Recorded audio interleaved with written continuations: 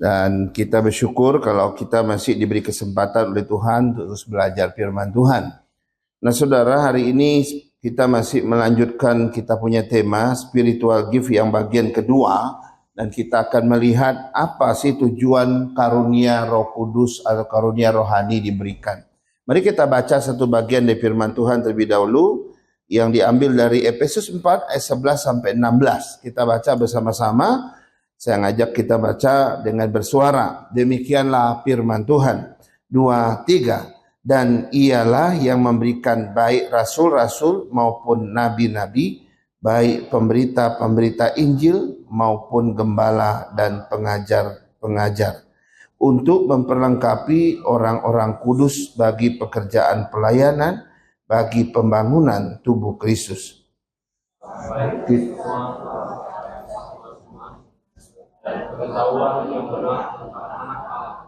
Kedewasaan penuh dan tingkat pertumbuhan yang sesuai dengan kepenuhan, sehingga kita bukan lagi anak-anak yang diombang-ambingkan oleh rupa-rupa angin pengajaran, oleh permainan palsu manusia dalam kelicikan mereka yang menyesatkan, tetapi dengan teguh berpegang kepada kebenaran di dalam kasih kita bertumbuh segala hal ke arah Dia, Kristus yang adalah kepala.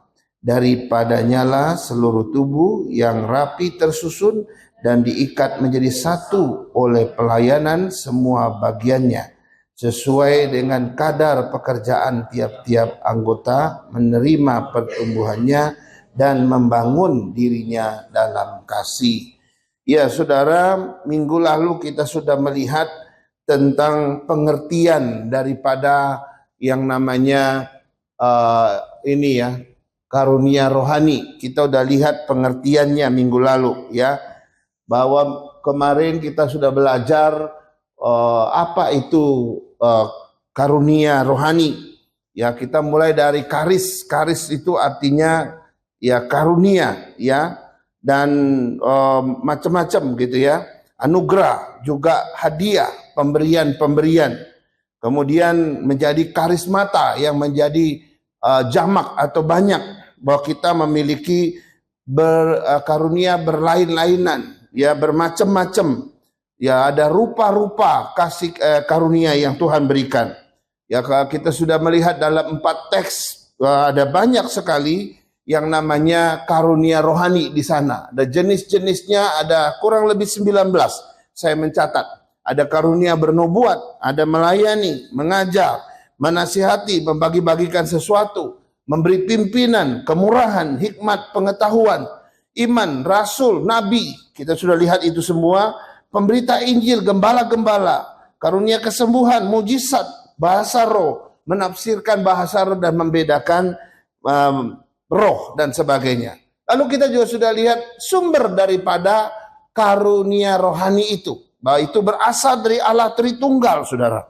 Ya memang kebanyakan orang menyebutnya karunia Roh Kudus. Itu berasal dari Roh Kudus. Enggak, bukan hanya Roh Kudus saja, tapi 3 oknum itu berperan di dalam setiap karunia ini, saudara. Bahkan setiap karunia yang 19 itu selalu ada kaitannya dengan salah satu oknum daripada Allah Tritunggal. Ya, misalnya karunia bernubuat itu melekat sekali dengan Allah Bapa. Karena Allah Bapa yang sering berfirman, ya, lalu bernubuat kepada umat-umat pilihannya.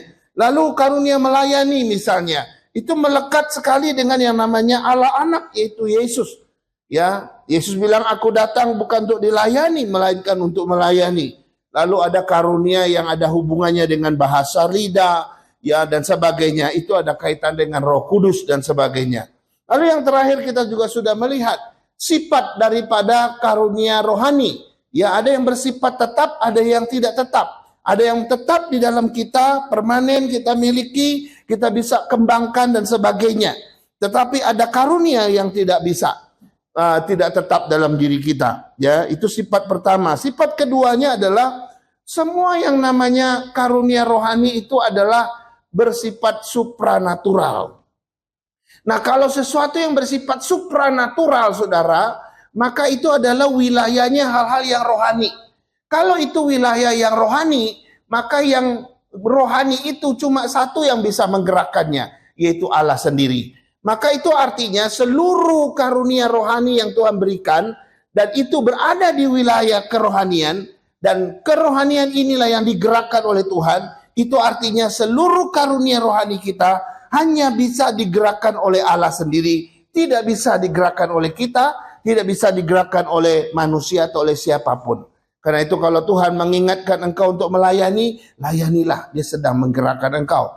Kalau Tuhan sedang menggerakkan engkau untuk menolong orang lain, lakukanlah pertolongan itu, karena dia sedang menggerakkan engkau untuk melakukan karunia itu, dan seterusnya. Nah, hari ini kita akan melihat, ya, ada dua pertanyaan. Apa tujuan karunia rohani diberikan?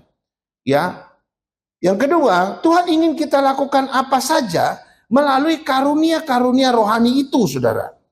Nah, saudara, mari kita lihat, sebelum kita melihat tujuan ini, saudara, saya ingin kita melihat dulu yang namanya pandangan yang salah tentang karunia rohani. Ya, pandangan yang salah tentang karunia rohani. Ya, ada satu kelompok orang atau kelompok pandangan yang keliru tentang karunia rohani yang disebut dengan sesasionisme. Nah, ini dia, agak susah sebutnya ya, sesasionisme.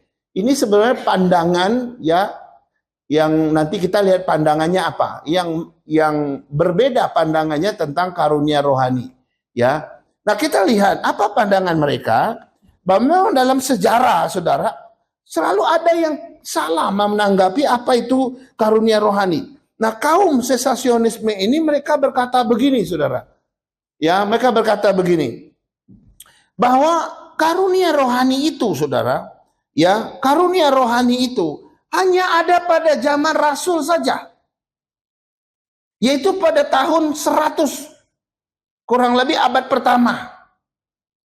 Karena kitab terakhir yang ditulis itu kitab Wahyu, selesai pada abad pertama, ya kira-kira tahun 90 atau 95, kitab Wahyu selesai. Artinya seluruh kitab perjanjian baru sudah selesai ditulis, dan masa Rasul sudah selesai di awal itu. Sehingga mereka beranggapan bahwa karunia rohani itu sudah berhenti pada zaman Rasul. Atau mereka bilang hanya ada pada masa awal munculnya gereja, yang mereka toleransi dari abad 1 sampai abad ketiga saja. Jadi mereka bilang yang namanya semua karunia rohani itu ya hanya ada pada zaman Rasul, hanya ada di awal munculnya gereja. Nah, lewat itu karunia rohani sudah nggak ada. Karunia rohani sudah berhenti. Ini pandangan sesasionisme ini, saudara. Nah, dari mana? Apa yang menjadi apa dasar mereka? Dasar mereka itu adalah 1 Korintus 13 ayat 8 sampai 10. Ini dasar mereka yang mengatakan bahwa karunia-karunia itu sudah nggak ada sekarang.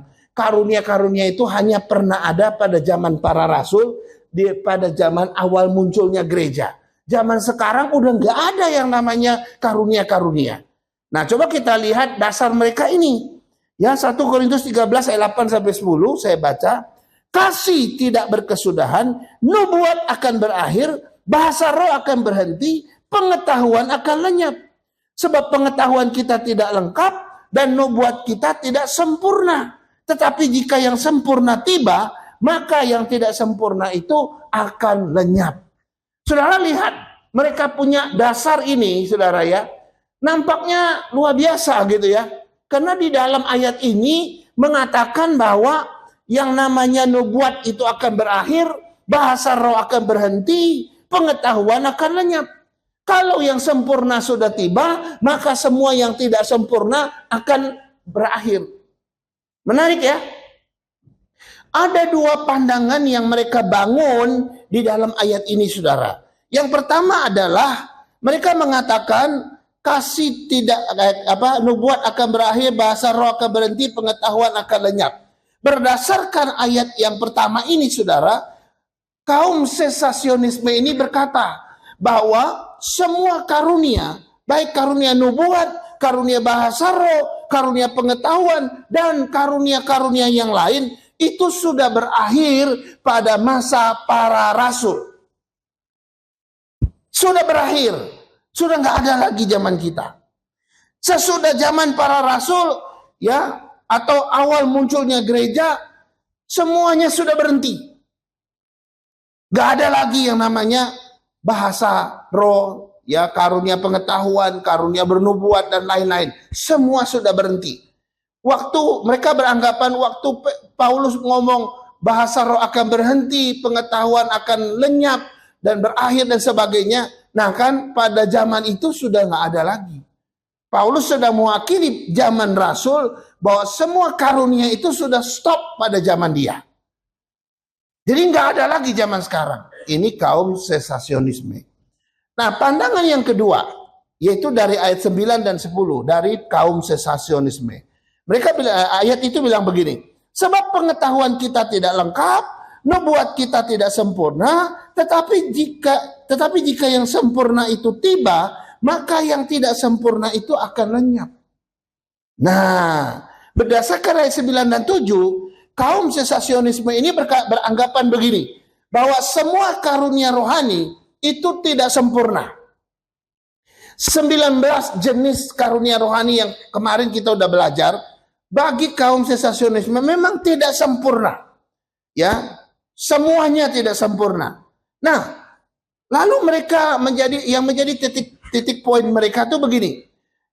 Karena semua karunia itu tidak sempurna, maka kalau datang yang sempurna, maka yang tidak sempurna ini akan lenyap.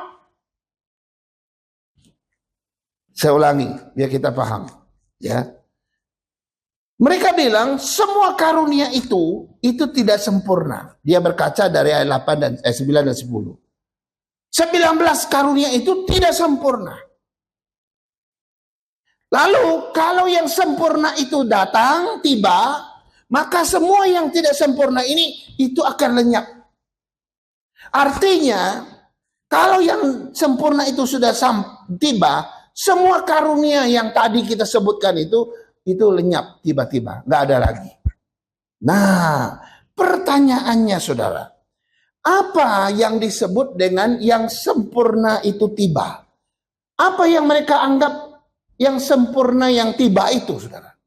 Ternyata kaum sesasionisme ini beranggapan yang sempurna tiba itu, mereka menganggap itu adalah Alkitab.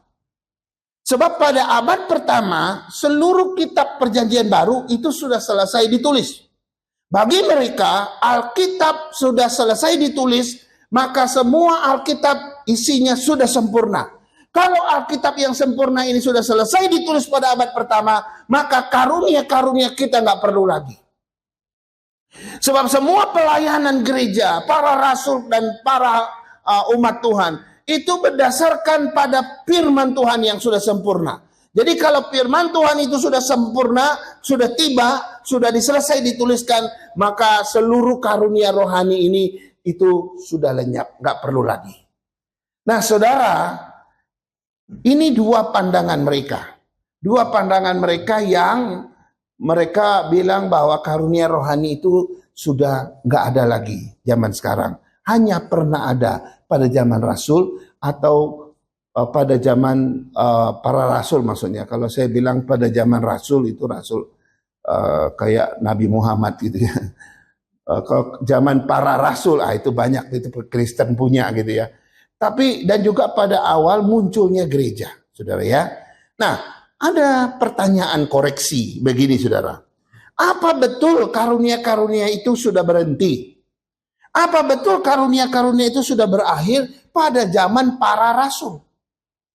Apa betul karunia-karunia rohani itu sudah tidak ada lagi ya pada zaman sekarang dan sudah berhenti, sudah berakhir, sudah lenyap pada zaman awal munculnya gereja? Apa betul?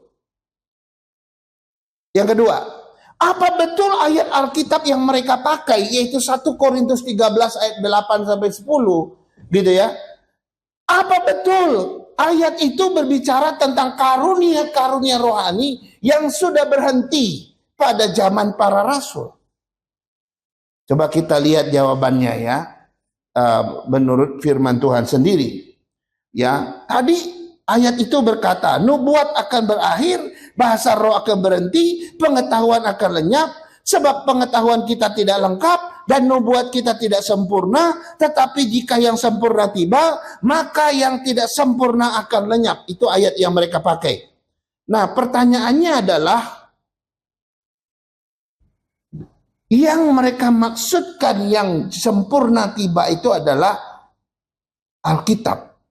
Tapi apa itu yang dimaksud oleh dengan 1 Korintus 13 ini? Ternyata tidak, saudara. Kalau kita lihat teks sesudahnya atau sebelumnya, saya nggak sempat memperlihatkannya. Ternyata yang Paulus maksudkan yang sempurna akan tiba itu bukan Alkitab yang sudah tersusun, bukan Alkitab yang sudah selesai ditulis, enggak. Tapi yang disebut dengan yang sempurna akan tiba itu bicara tentang kedatangan Kristus yang kedua kali, saudara.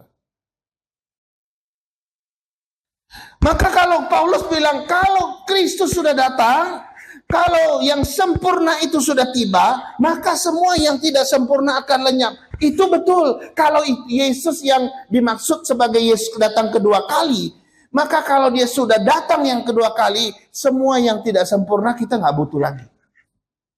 Saudara, kedatangan Kristus dua kali inilah yang dimaksud oleh teks ini. Tetapi ditafsir oleh kaum sesasionisme ini keliru, saudara. Mereka anggap itu Alkitab yang sudah tersusun. Jadi kalau Yesus belum datang, maka semua ini masih diperlukan, betul kan? Tapi kalau Yesus sudah datang, betul itu sudah nggak dibutuhkan lagi. Nah, masalahnya adalah sampai hari ini Yesus belum datang yang kedua kali. Kalau Yesus belum datang yang kedua kali, itu artinya semua karunia-karunia rohani itu masih berlaku, masih ada sampai hari ini. Amin, saudara? Amin? Masih ada. Nanti kalau Yesus sudah datang, baru ini semua lenyap, saudara. Dan tidak hanya karunia yang lenyap. Nanti kita lihat iman kita pun juga berakhir. Pengharapan kita sudah nggak perlu lagi. Karena kita udah tatap muka dengan muka Tuhan, kan? Begitu kan? Menarik ya. Jadi kalau dia belum datang, karunia itu tetap ada, karunia itu tetap diberikan, karunia itu tetap diperlukan, karunia-karunia itu belum berakhir, belum berhenti. Dan kaum sesasionisme salah dalam menafsirkan ayat ini. Karena mereka beranggap Alkitablah yang disebut sempurna, lalu semua karunia akhirnya tidak diperlukan dan sudah tidak ada lagi. Nah, ini pandangan yang keliru tentang karunia Roh Kudus, karunia-karunia rohani. Nanti kita akan lihat nanti kalau di seri-seri berikutnya, ya sikap gereja yang keliru terhadap karunia-karunia juga itu banyak. Tapi ini yang paling tua dari semua kekeliruan dan kesalahan pandangan terhadap karunia-karunia rohani, yaitu pandangan sesasionisme ini. Nah, sekarang kita lihat, saudara, yang kita lihat berikutnya adalah apa tujuan karunia rohani ini diberikan. Apa sih tujuannya? Gitu ya. Ya, saudara, kita semua pasti sudah tahu bahwa karunia itu berasal dari Tuhan, karena itu dia bersifat supranatural. Ya, karunia yang bersifat supranatural ini, saudara, hanya bisa digerakkan oleh Tuhan, betul ya? Hanya bisa dimobilisasi oleh Allah. Manusia tidak bisa. Nah, ketika karunia rohani ini diberikan, saudara, maka percayalah, pasti Tuhan punya tujuan di balik pemberian karunia itu. Dan kita belajar satu hal yang menarik dalam Alkitab. Tuhan tidak pernah memberikan sesuatu kepada umatnya tanpa ada tujuan di baliknya. Tuhan tidak pernah memberikan sesuatu yang kosong, sesuatu yang sia-sia, sesuatu yang nggak ada tujuan, tidak ada makna. Tuhan tidak pernah lakukan itu. Dalam Alkitab kita melihat apapun yang Tuhan berikan, ya, kepada umatnya, kepada manusia, kepada ciptaannya, selalu ada kebaikan Tuhan di situ, ada tujuan Tuhan di situ. Nah, ketika Tuhan memberikan karunia-karunia rohani kepada umatnya, maka Tuhan juga punya tujuan di balik itu. Dan kita mesti percaya di balik karunia yang kita punya, di balik karunia rohani yang saya dapatkan dari Tuhan, saya yakin ada tujuan Allah yang mulia di situ. Karena itu kita nggak boleh memandang karunia itu meremehkannya, saudara. Karena di balik itu ada pesan yang kau harus lakukan. Ada tujuan yang kau harus capai. Karena itu kita nggak boleh sembunyikan karunia kita. Karunia yang Tuhan berikan, kita harus manfaatkan, gunakan semaksimal mungkin. Kita nggak boleh sembunyikan. Kalau kita sembunyikan, kau sedang melawan Tuhan yang kasih karunia itu kepadamu untuk dilakukan, dan engkau melawan tujuan Tuhan di situ. Kau melawan maksud Tuhan di sana. Nah, tadi Efesus 4 ayat 11 dan 12 yang kita baca, saya akan baca sekali lagi ya ayat ini ya. Saya akan baca sekali lagi. Efesus 4 ayat 11 dan 12 berkata begini. Dan ialah yang memberikan baik rasul-rasul maupun nabi-nabi, baik pemberita-pemberita Injil maupun gembala-gembala dan pengajar-pengajar untuk memperlengkapi orang-orang kudus bagi pekerjaan pelayanan, bagi pembangunan tubuh Kristus. Saudara, berdasarkan dua ayat ini, secara tertulis kita bisa baca bahwa salah satu tujuan Tuhan memberikan karunia rohani kepada kita, yaitu untuk memperlengkapi orang-orang kudus. Untuk memperlengkapi saya dan saudara. Untuk apa? Supaya kita bisa melakukan pelayanan, supaya kita bisa membangun gereja, membangun tubuh Kristus. Ini tujuan Tuhan, saudara. Ketika Tuhan memberikan karunia rohani kepada kita, entah itu satu, entah itu dua, entah itu tiga, atau mungkin lebih banyak lagi, tujuan Tuhan apa? Supaya engkau diperlengkapi. Dengan engkau sudah diperlengkapi, engkau bisa melakukan pekerjaan pelayanan dia, dan engkau bisa membangun tubuh Kristus di dunia ini, yaitu gerejanya. Jelas sekali kan? Karena itu karunia ini adalah sesuatu alat yang Tuhan berikan, sesuatu anugerah yang Tuhan berikan, agar kita bisa menjadi mitra Tuhan. Saya bisa menjadi mitra dia dalam pelayanan, mitra dia di dalam tubuh Kristus, karena dia memperlengkapi aku mengerjakan pekerjaan pelayanan dia.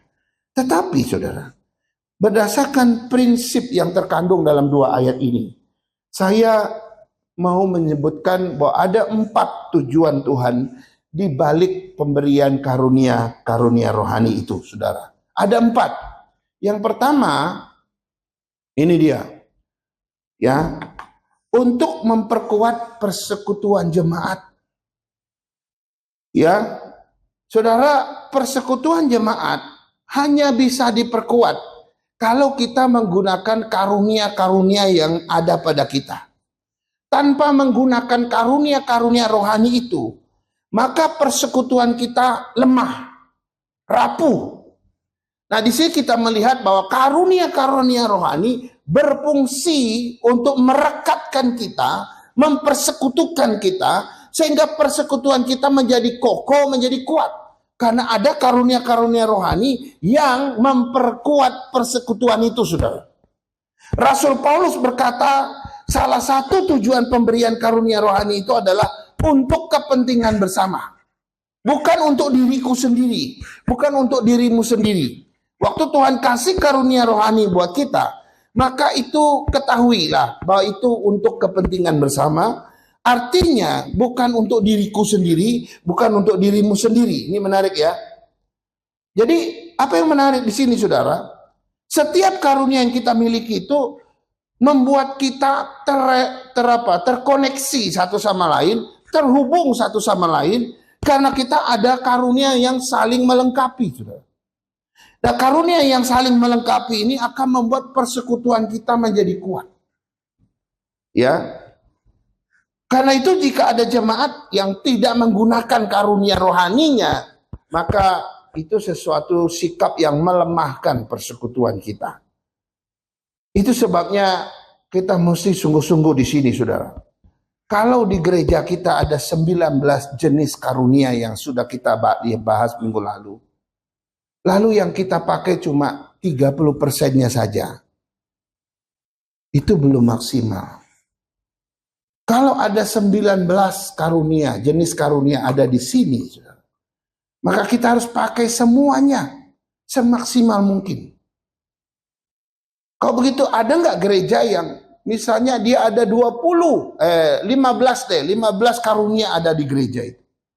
Yang kepake cuma 5, saudara. Bisa enggak begitu? Bisa. Dan itu akan membuat lambat sekali pertumbuhan gereja kita atau pertumbuhan iman kita atau pertumbuhan kekuatan daripada persekutuan kita. Lambat sekali. Kenapa? Karena Tuhan kasih 15, yang dipakai cuma 5. Jadi jenis-jenis karunia yang ada pada kita, ada pada jemaat kita, harus dipakai semaksimal mungkin. Karena salah satu fungsinya atau tujuannya adalah untuk memperkuat persekutuan jemaat. Menarik ya? Yang kedua, tujuan yang kedua adalah ini. Untuk memperluas jangkauan pelayanan. Ya. Saudara, jangkauan pelayanan kita itu perlu diperluas. Perlu terus diperlebar. Ya, mulai dari lingkungan yang terkecil nanti lama-lama jadi lingkungan yang besar. Di dalam Kisah Rasul berkata, kamu akan menjadi saksiku di mana? Di Samaria, Yudea, Yerusalem, Samaria, Yudea, dan ujung bumi. Yerusalem itu kota terdekat kita. Lalu beda kota namanya Yudea. Samaria ya.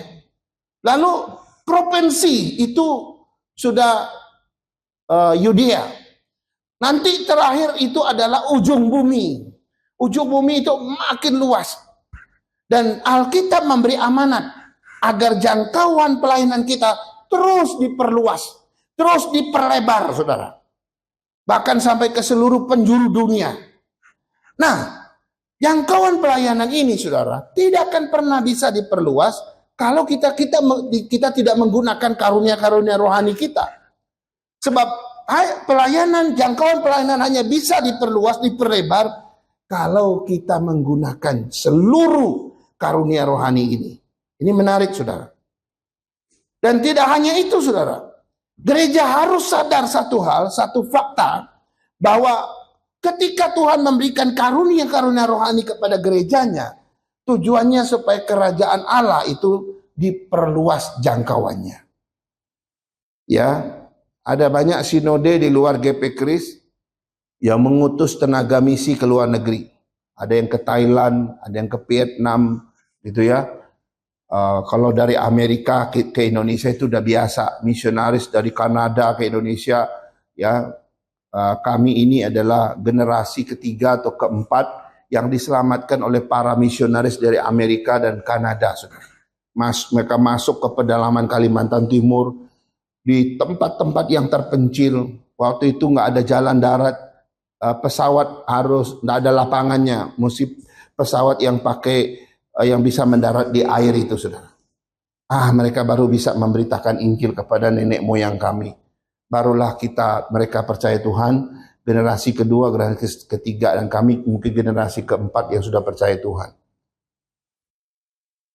Mereka datang dari negeri yang jauh. GP Kris juga begitu. GP Kris berasal dari Tiongkok. Ya.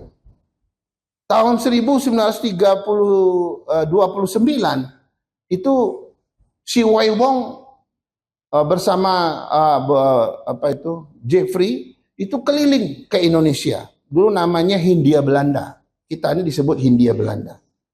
Rupanya mereka udah lama punya visi untuk memberitakan Injil ke Hindia Belanda, yaitu Indonesia. Nah, 1929 dia baru keliling. Akhirnya dia yang tadi rencananya mau pensiun di Tiongkok, nggak jadi pensiun. Padahal usianya udah lumayan tua. Akhirnya dia datang ke Indonesia memberitakan Injil kembali. Maka lahirlah Gereja Kema Injil, lahirlah GP Kris atau CFMU. Itu asal usul gereja kita. Terus diperluas, saudara. Pelayanan itu diperluas, jangkauannya terus diperluas dengan karunia-karunia itu. Tanpa karunia itu mereka nggak mungkin tiba sampai di sini dengan penuh kuasa, saudara. Sinode kita memang belum pernah mengirim tenaga misi ke luar negeri, kita belum. Tapi sinode lain sudah banyak. Sinode yang gede-gede itu udah kirim kemana-mana. Ya, kita berdoa saja supaya GP Kris juga boleh mengirimkan tenaga misi ke luar negeri. Ya. Nah, jangkauan pelayanan hanya bisa diperluas dengan berbagai macam karunia.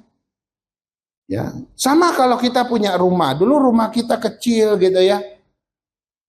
Lalu lama-kelamaan kita udah bosan dengan rumah yang kecil.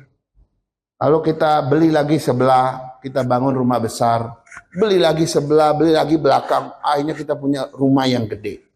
Perusahaan juga begitu. Kita mulai dari yang kecil, mulai dalam satu kota. Perusahaan itu lama-lama makin gede, makin berkembang. Akhirnya dia buka cabang ke luar kota. Lama-lama makin besar ke luar pulau. Bahkan nanti sampai ke luar negeri. Saudara, di dalam dunia bisnis, ya, dalam kehidupan sehari-hari saja, kita itu punya natur untuk memperluas apa yang kita kerjakan. Begitupun dengan misi Tuhan, pelayanan Tuhan, jangkauan pelayanan Tuhan harus terus diperlebar, diperluas, dan hanya bisa dikerjakan kalau engkau menggunakan bermacam-macam karunia rohani yang Tuhan sudah berikan. Sekarang kita lihat yang ketiga. Tujuan yang ketiga adalah untuk dinamika kesaksian pelayanan. Ketika Tuhan memberikan yang namanya karunia rohani itu, salah satu tujuannya adalah supaya engkau memiliki dinamika kesaksian pelayanan yang luar biasa. Nah, apa itu dinamika? Kata dinamika itu berasal dari bahasa aslinya itu dinamit. Nah, dinamit itu kita semua tahu itu bom kan. Kalau diledakkan dinamit itu bisa meledak gitu. Maka dinamit akhirnya menjadi dinamika. Nah, kata dinamika bisa diartikan ledakan. Maka kalau kita bilang dinamika kesaksian pelayanan bisa diartikan ledakan kesaksian pelayanan kita menjadi lebih hebat. Gitu ya. Jadi ada ledakan gitu ya. Ledakan kesaksian kita. Gitu ya. Kalau kita tidak menggunakan karunia-karunia rohani kita, maka ledakan kesaksian pelayanan kita itu biasa-biasa saja. Tidak ada dampak. Tidak ada dampak yang luar biasa, itu enggak ada. Biasa-biasa saja. Tapi ketika kita menggunakan bermacam-macam karunia rohani untuk kesaksian pelayanan kita, maka itu menjadi satu ledakan kesaksian yang luar biasa. Kalau kita biasa-biasa ledakan kayak merconnya anak-anak kalau tahun baru gitu ya, dar, cuma gitu tahu kan, ya kan? Tapi bagaimana kalau kita pakai granat gitu ya? Granat ledakannya lebih gede atau bom sekalian gitu. Nah, ini mengilustrasikan, menggambarkan betapa hebatnya dampak kesaksian pelayanan orang Kristen, orang percaya ketika mereka menggunakan bermacam-macam karunia rohani ini. Nanti kita akan bahas karunia-karunia rohani itu apa saja. Bisa karunia mengajar. Kalau engkau punya karunia mengajar, ayo persembahkanlah karunia itu. Ya, nanti kita akan beri kesempatan untuk mengajar supaya engkau bisa mengajarkan firman Tuhan. Tapi jangan salah, orang yang punya karunia mengajar, kita cek dulu ciri-cirinya. Biasanya orang yang punya karunia mengajar, salah satu cirinya adalah dia senang belajar firman Tuhan. Dia mau belajar sesuatu yang dalam, tidak mau yang dangkal-dangkal. Itu ciri-ciri orang yang punya karunia mengajar. Dan dia bisa mencari informasi begitu banyak. Sehingga waktu dia men-sharingkan apa yang dia mau ajarkan, orang jelas mendengarnya, orang mendapatkan banyak dan melimpah firman Tuhan. Maka orang itu bisa dipastikan ciri-ciri orang itu punya karunia mengajar. Karena itu saudara, ini adalah salah satu tujuan yang luar biasa. Saya ambil contoh Mother Teresa. Siapa yang tidak kenal dengan Mother Teresa? Mother Teresa ini saudara hanya perempuan biasa. Ya, dia seorang suster biasa, suster Katolik biasa, saudara. Tapi ledakan kesaksian pelayanan dia, wah itu luar biasa di India, bahkan ke seluruh dunia. Ledakan itu diketahui oleh orang. Sampai matinya, sampai hari ini, Semua orang tahu apa yang dikerjakan oleh Mother Teresa di India. Itu karena dia telah menyerahkan hidupnya bagi Tuhan, seluruh karunia yang ada pada dia berikan secara total kepada orang di India, di Kalkuta. Orang-orang miskin dia layani. Orang-orang yang 5 menit lagi mau mati, dipeluk sama dia. Supaya orang itu dalam 5 menit terakhir dalam hidupnya boleh merasakan cinta kasih. Ada banyak hal-hal yang dia kerjakan. Dan semua itu motivasinya melayani Kristus. Setiap kali dia keluar rumah, dia lihat dulu nih salib Yesus dan patung Yesus yang ada di situ. Dia lihat Yesus yang tergantung, Yesus yang menderita.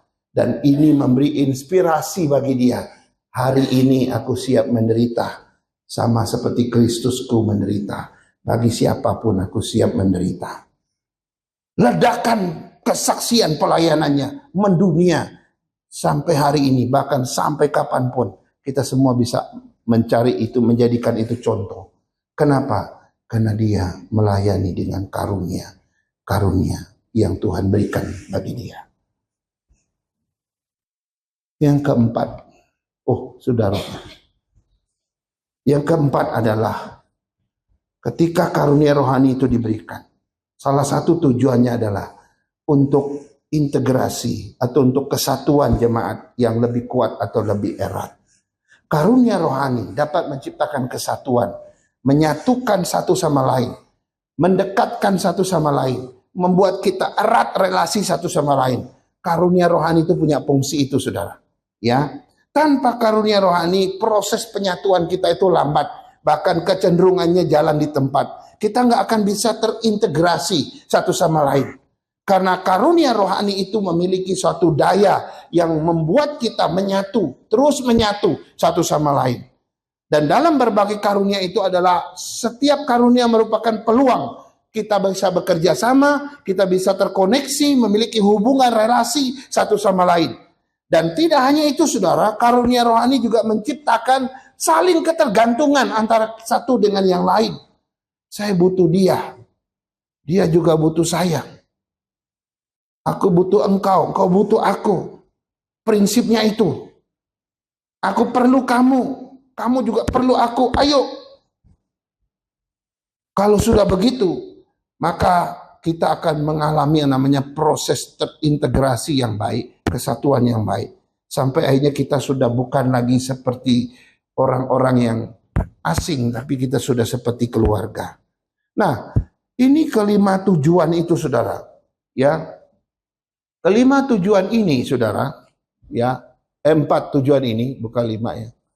Kalau ini tercapai, saudara, kalau ini tercapai, dampaknya luar biasa.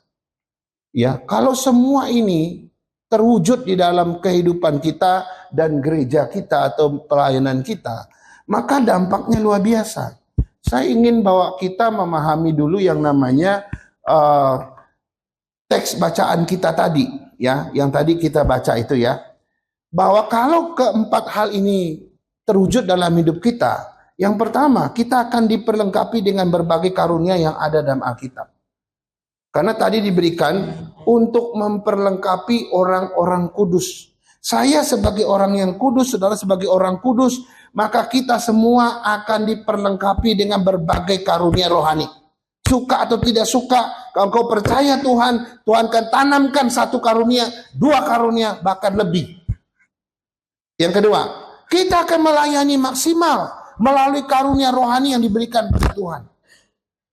Kalau alatnya sudah ada, maka kita akan bekerja, kita akan melayani. Yang ketiga, kita akan membangun tubuh Kristus di dunia ini, membangun gereja yang Tuhan percayakan buat kita dengan baik.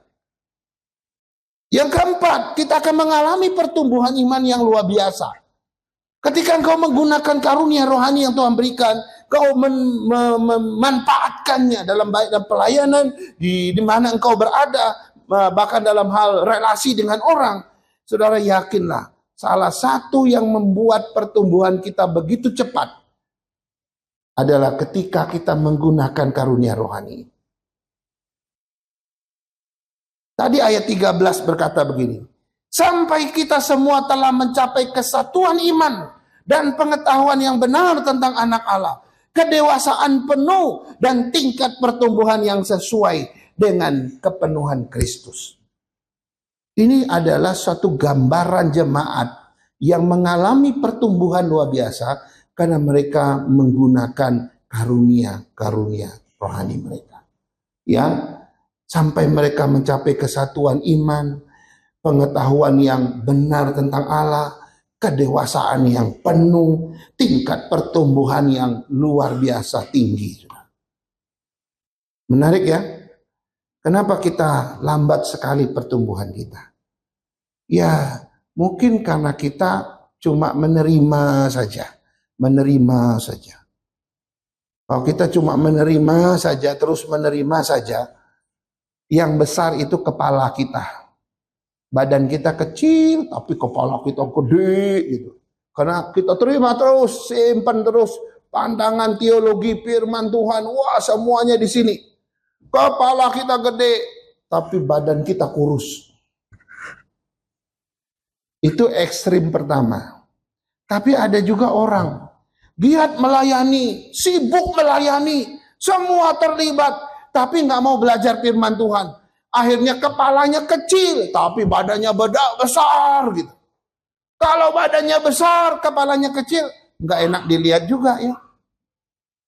Kalau kepalanya besar, badannya kecil, nggak enak dilihat. Tapi kalau kepalanya kecil, badannya gede, juga nggak enak dilihat. Kalau begitu yang seimbang bagaimana? Betul, kita menerima firman Tuhan, belajar firman Tuhan dengan ketat, rajin mempelajari firman Tuhan, tapi kita juga mengerjakan tanggung jawab pelayanan kita, pekerjaan Tuhan kita lakukan semua dengan karunia-karunia yang Tuhan berikan. Maka kepala dan badan kita seimbang. Amin, saudara. Kalau seimbang kan bagus kan? Karena kita lihat pendapat para tokoh-tokoh Kristen tentang tujuan daripada karunia Roh Kudus atau karunia rohani yang diberikan. Yang pertama adalah Agustinus. Dia bilang begini, karunia rohani diberikan untuk membangun gereja dan memperkuat iman orang-orang percaya. Ya, ini sasaran daripada karunia Roh Kudus itu, karunia rohani itu pasti membangun gereja. Yang kedua, pasti memperkuat iman orang-orang percaya. Martin Luther, dia bilang begini, karunia rohani diberikan untuk melayani orang lain dan memenuhi kebutuhan mereka. Jadi ini lebih fokus kepada sesama kita. Kita layani orang lain, layani kebutuhan mereka juga. Ya, kebutuhan rohani mereka secara khusus. Yang ketiga, John Calvin. John Calvin bilang begini, karunia rohani diberikan untuk menghormati Tuhan dan memuliakan namanya. Saudara, bagian ini kita sering nggak sadar. Waktu kita menggunakan karunia rohani kita untuk melayani pekerjaan Tuhan, maka engkau sedang mempermuliakan Tuhan. Engkau sedang menghormati Tuhan yang telah menitipkan karunia itu kepadamu. Kita sedang menghormati Dia, memuliakan Dia. Ingat, ini barang dari Dia. Barang ini barang yang Tuhan sengaja berikan kepada kita. Maka barang itu waktu saya pakai, waktu saya gunakan, maka saya gunakan untuk kemuliaan Tuhan, saya pakai untuk menghormati Tuhan. Itu yang dimaksudkan oleh John Calvin. Yang terakhir, C.S. Lewis. C.S. Lewis bilang begini, karunia rohani diberikan untuk mengembangkan iman orang percaya dan memperkuat hubungan mereka dengan Tuhan. Betul, itu mengembangkan iman, tetapi juga memperkuat relasi kita dengan Tuhan. Saudara, makin dalam, makin sering saudara menggunakan karunia rohani saudara, saudara makin dekat hubungan dengan Tuhan, makin kuat relasimu dengan Tuhan. Juga orang lain juga demikian. Kenapa? Karena karunia rohani itu menjadi seperti sebuah perekat, tidak saja relasi dengan sesama, tetapi juga dengan Tuhan. Karena itu Tuhan, kita harus bersyukur kalau kita punya yang namanya karunia rohani. Nanti tunggu waktunya kita akan tes karunia kita. Karunia kita apa? Nilai yang paling tinggi biasanya itu karunia utamamu. Nilai nomor 2 yang paling tinggi itu karunia kedua biasanya. Biasa kita sampai yang ketiga ya. Ya, kalau saya sudah tahu karunia saya. Nanti waktunya baru kita saling sharing ya. Karunia saya ternyata ini gitu ya. Baik, mari kita berdoa. Saya pimpin kita di dalam doa. Kami bersyukur ya Tuhan, karena kami boleh mendengar firman Tuhan kembali tentang karunia rohani. Hari ini kami boleh belajar tentang kesalahpahaman tentang karunia rohani, kekeliruan tentang karunia rohani. Dengan demikian kami tidak boleh terjebak di dalam pandangan itu. Kami percaya bahwa karunia rohani itu masih ada sampai hari ini dan belum berakhir. Nanti kalau Kristus sudah datang kedua kali, barulah karunia-karunia itu akan lenyap. Karena itu Tuhan, selama Engkau belum datang untuk kedua kali, pakai hidup kami, pakai karunia-karunia yang ada pada kami untuk melayani Tuhan dengan giat, melayani Tuhan dengan segala tenaga, pikiran dan segala talenta yang ada pada kami. Dengan bebas Tuhan pakai setiap kami untuk menjadi berkat bagi orang lain. Tuhan, kami juga boleh mengerti tentang tujuan dari karunia-karunia rohani ini diberikan. Seringkali kami menyimpannya. Kami bahkan melawan maksud Tuhan di balik pemberian karunia itu. Hari ini kami boleh sadar bahwa karunia itu tidak boleh kami sembunyikan. Kami harus kerjakan, kami harus lakukan sesuatu di dalamnya dan olehnya. Sehingga kami boleh menghormati Tuhan, mempermuliakan Tuhan di dalamnya, membangun tubuh Kristus dan juga memperlengkapi orang-orang percaya. Pakai kami dengan bebas Tuhan, dan Tuhan terus tumbuhkan iman kami, pertumbuhan kami, seiring dengan penggunaan karunia-karunia rohani kami. Dalam nama Yesus yang punya firman, kami mengucap syukur dan berdoa. Amin. Amin.